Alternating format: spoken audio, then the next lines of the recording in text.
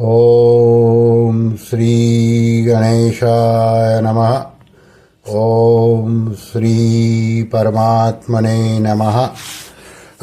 सभी गीता प्रेमी साधकों को सादर प्रणाम के साथ जय श्री कृष्ण। आप सभी को नम्र निवेदन है कि हमारी हर एक वीडियो को ज़्यादा से ज़्यादा लोगों को शेयर कीजिए, वीडियो को लाइक कीजिए और हमारी चैनल को सब्सक्राइब कीजिए। इससे हमें बहुत प्रोत्साहन मिलता है। धन्यवाद। आज का श्लोक है अध्याय 8, श्लोक क्रमांक 24।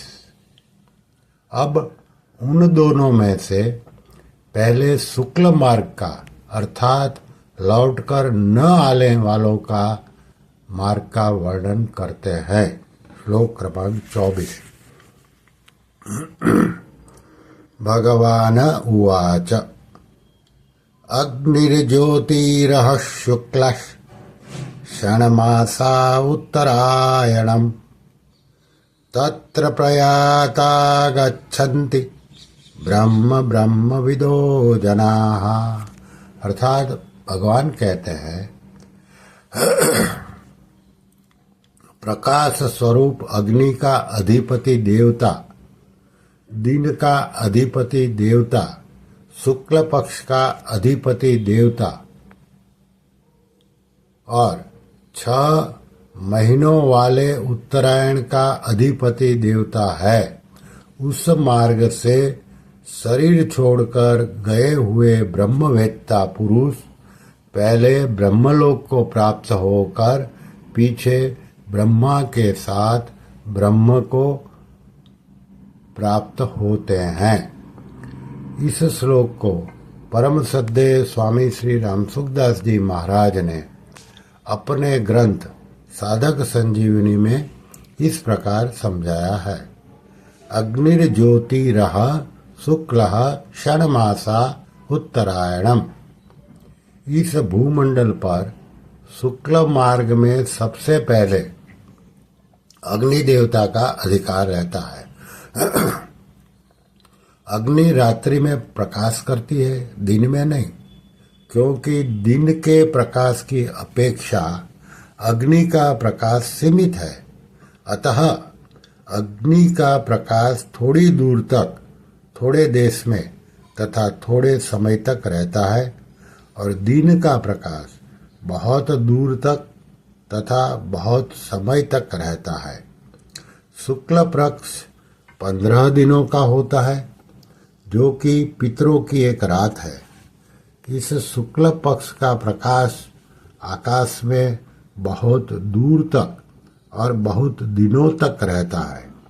इसी तरह से जब सूर्य भगवान उत्तर की तरफ चलते हैं तब उसको उत्तरायण कहते हैं, जिसमें दिन का समय बढ़ता है। वह उत्तरायण 6 महीनों का होता है, जो कि देवताओं का एक दिन है। उस उत्तरायण का प्रकाश बहुत दूर तक और बहुत समय तक रहता है। फिर है तत्र प्रयाता गच्छन्ति ब्रह्म ब्रह्मविदो जनाः। जो शुक्ल मार्ग में अर्थात प्रकाश की बहुलता वाले मार्ग में जाने वाले हैं, वे सबसे पहले ज्योति स्वरूप अग्नि देवता के अधिकार में आते हैं। जहाँ तक अग्नि देवता का अधिकार है, वहाँ से पार कराकर अग्नि देवता उन जीवों को दिन के देवता को सौंप देता है। दिन का देवता उन जीवों को अपने अधिकार तक ले जाकर शुक्ल पक्ष के अधिपति देवता को समर्पित कर देता है। वह शुक्ल पक्ष का अधिपति देवता अपनी सीमा को पार कराकर उन जीवों को उत्तरायण के अधिपति देवता के सुपर्द कर देता है। फिर वह उत्तरायण का अधिपति देवता उनको ब्रह्मलोक के अधिकारी देवता के समर्पित कर देता है। इस प्रकार वे क्रम पूर्वक ब्रह्मलोक में पहुंच जाते हैं।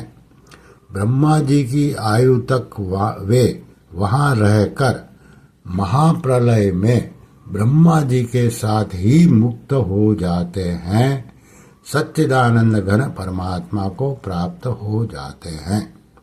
यहाँ ब्रह्मविदः पद परमात्मा को परोक्ष रूप से जानने वाले मनुष्यों का वाचक है, अपरोक्ष रूप से अनुभव करने वाले ब्रह्म योनियों का नहीं।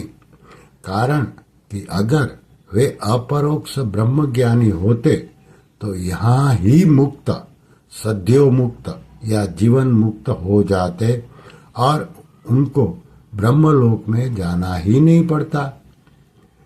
पहले साधनावस्था में जिनके भीतर ब्रह्मलोक की वासना अथवा अपने मत का आग्रह रहा है, वे क्रम मुक्ति से पहले ब्रह्मलोक में जाते हैं और फिर महाप्रलय आने पर ब्रह्मा जी के साथ मुक्त हो जाते हैं।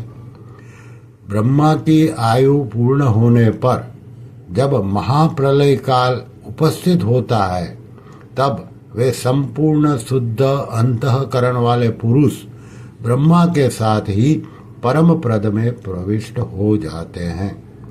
क्रम मुक्ति में ब्रह्मलोक मार्ग में आने वाले एक स्टेशन की तरफ है जहाँ सुख की वासना वाले पुरुष उतरते हैं, परंतु जिनमें सुख की वासना नहीं है वे वहाँ नहीं उतरते। जैसे हमारा कोई प्रयोजन न हो तो मार्ग में स्टेशन आए या जंगल आए, क्या फर्क पड़ता है। श्री कृष्ण शरणं मम, श्री कृष्ण शरणं मम, श्री कृष्ण शरणं मम। ओम श्री कृष्णार्पणमस्तु।